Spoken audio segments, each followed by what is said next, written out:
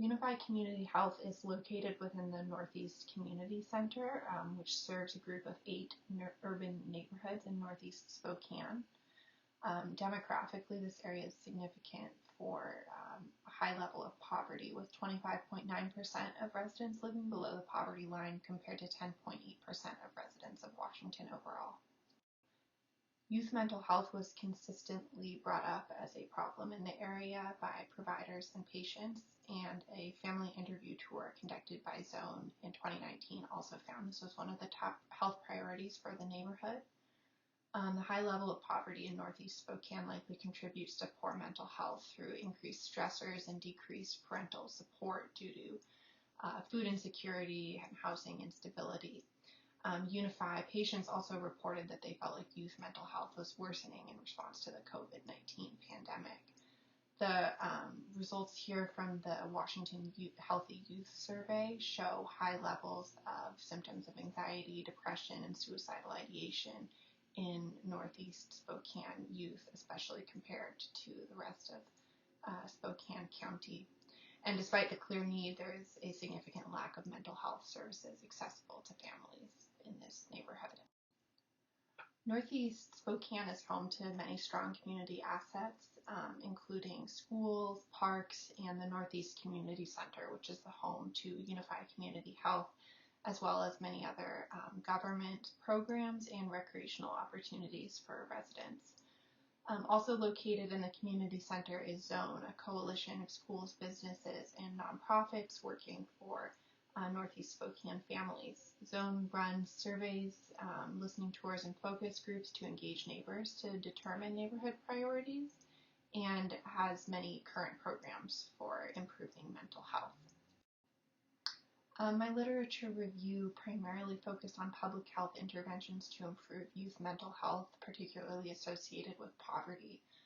Research has shown an association between low family income and poor mental health in children attributed to poverty-related stressors, as well as the prevalence of parental mental health and substance abuse problems, reducing the protective role of the family.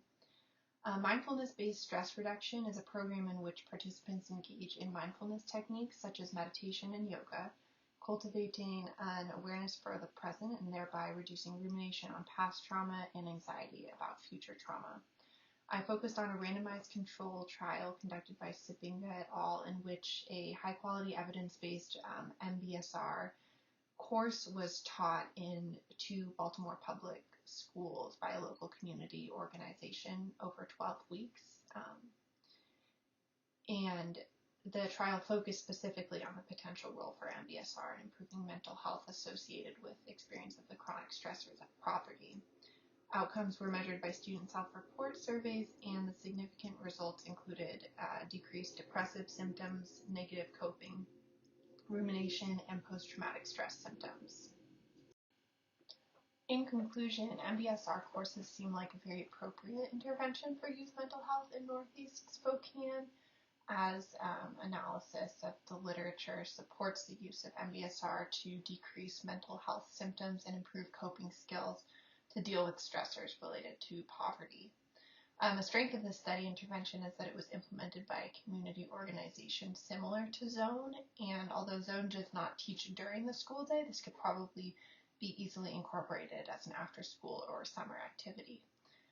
Potential challenges include requiring hiring or training MBSR instructors, as well as the role of community interest of local youth in participating. Finally, I think that MBSR courses have the potential to reduce the impact of stressors and decrease progression to mental health crisis through coping skills. However, they don't have the ability to adequately treat youth with existing mental health disorders who need counseling or medication management.